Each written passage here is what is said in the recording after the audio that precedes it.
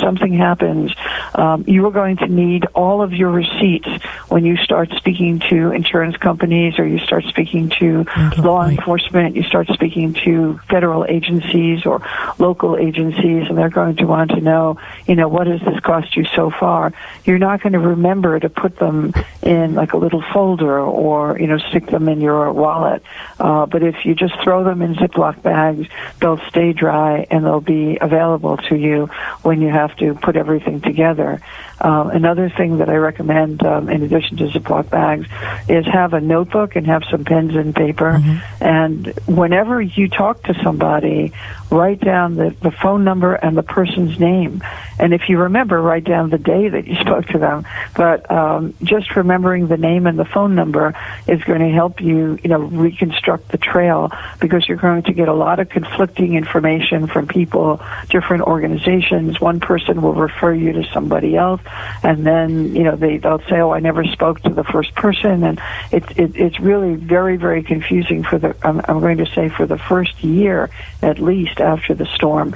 So have a notebook ready where you can. All you have to do is remember phone number or email and name of person, and those things are going to help you to feel safer when you've got 100-mile-an-hour wind that's banging on your roof, or banging the tree against your house, or wherever you happen to be. What would you say, Dr. Laurie, about a family that has a lot of people in the home? Would you suggest them having a go-to place, a place designated in case a disaster were to strike, that they can meet at as a common area? Or do you? Yes, no, absolutely. You should have an evacuation plan. You should have a meetup place. Yes. You should, I have my.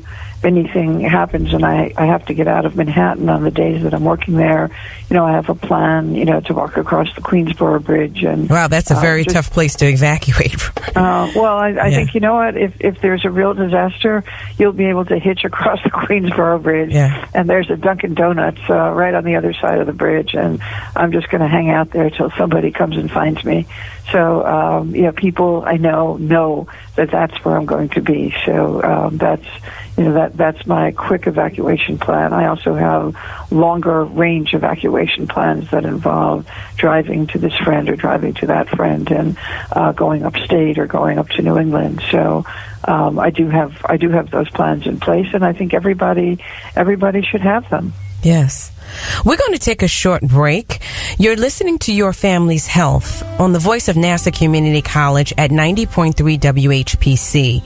This is Jeanine Cook-Gerard, and I'm here with Nyla Gerard, and we will continue talking to Dr. Laurie about the 5 gifts.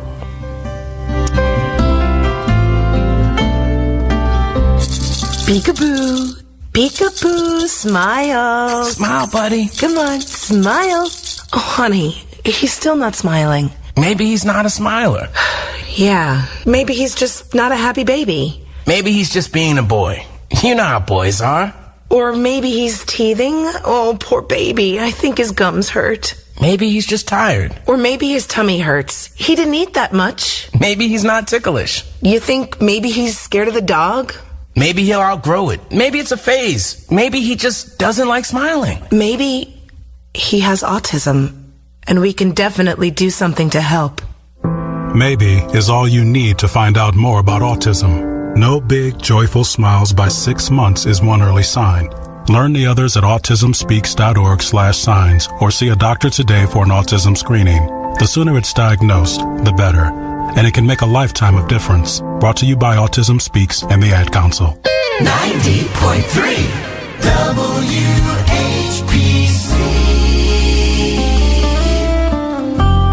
Welcome back to Your Family's Health. This is Jeanine Cook-Gerard, and I'm here with Nyla Gerard, and we're welcoming back our guest, Dr. Laurie Nadel. Welcome back, Laurie. Hey, thank you so much for having me as your guest. Sure. We're going to continue just to revisit. You already talked about what the 5 gifts are. Could you repeat those gifts and tell us how did they come to you again? Well, the 5 gifts are humility, patience, empathy, forgiveness, and growth. And I'd like to talk a little bit about each one. They came to me in meditation when I heard an inner voice while I was in a state of extreme distress and was wondering if the rest of my life was going to be, like, was this it for the rest of my life? Was I going to be dealing with hurricane-related horror? And so the 5 gifts were kind of came to me as a way of helping me to get calm and realize that that there was going to be a shift and that this too would come to an end. That period of turmoil would come to an end. It was very, very debilitating. So the 5 gifts, the gift of humility is the one that kind of helps us when we've been shaken to the core. And for me, it helped me to remember that whatever was happening to me was happening to a million people, and that it wasn't personal. So it takes away that feeling of kind of victimization where you go like, why me? Why did this happen to me? In fact, it happens to everyone at some time or other during our lives. Nobody gets through this lifetime without some pain and suffering. And that's the gift of humility, helps us to accept that. Patience is the gift that helps us when after the first year, after the first anniversary, for many people, that's when grieving just begins to set in, and people begin to realize the magnitude of their loss. And from that point on, it can take a couple of years to completely resolve the loss and kind of metabolize it and come to terms with it. So patience helps us to cope with the long haul, if you will, or the unexpected surges of loss that can come up. Empathy is connecting to others, and even though we see a lot of that the first few months after any kind of disaster, the story leaves the screen, and the Red Cross leaves, and the helpers leave, and the volunteers leave, and then your friends and family start saying, "What's wrong with you? Aren't you over it yet?" Because it's no longer, like in front of them on their screens. And so empathy is really important for the long haul, that we create safe communities where people can talk about what they're going through and what happened to them and how that event is affecting them a year or 2 years or 3 years later.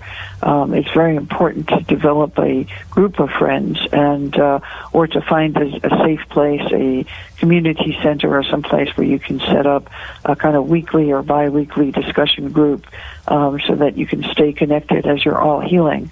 And remember patience, because it's going to take longer than you think. Forgiveness is interesting because it's not a light switch where you either forgive or you don't forgive. You're actually, I suggest, stepping into what it's like to be in a forgiving state, because forgiving is an active process where we can forgive 5% today and 50% tomorrow, and maybe 80%. You may never forgive the storm or the perpetrator 100%. You may never forgive them at all, and that's okay, because it's a gift, not a regulation. But forgiving will release a lot of the hurt and underlying anger that we tend to feel for a long time afterwards. And most important is forgiving ourselves, because whatever it was that happened, we weren't able to prevent it. And so there is an awful lot of shock and guilt and self-blame that kind of goes on under the surface.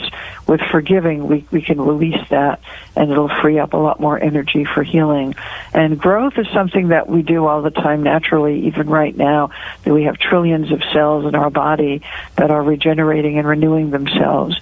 And so growth is the gift that lets us look back at the event and say, wow, I wish it never happened, but if it hadn't, I wouldn't be who I am today.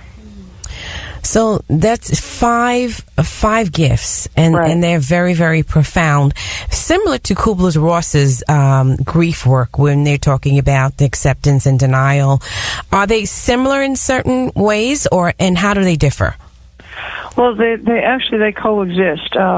Before she died, as I mentioned in the book, I have a colleague of mine who studied with her.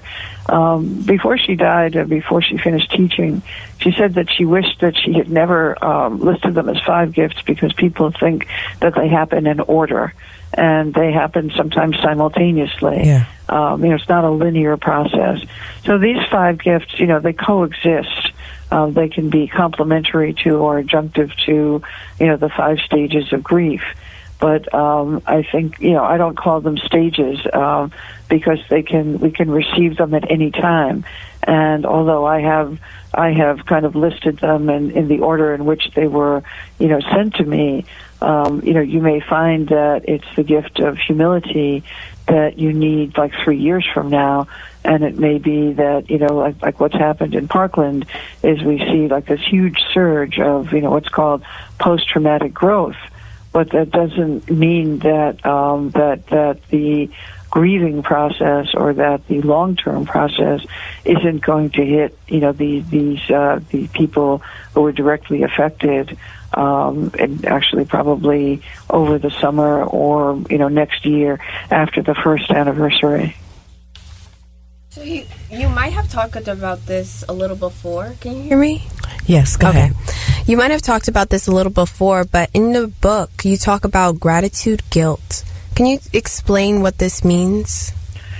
Yeah, I have a friend who called me and she said, my husband has stage 4 cancer and had a flood in my house and, I've been displaced and the insurance company, isn't paying us and, I'm recovering from cancer myself and my cat just died and a friend of mine said, what's wrong with you? You could be living in Syria. You shouldn't feel bad.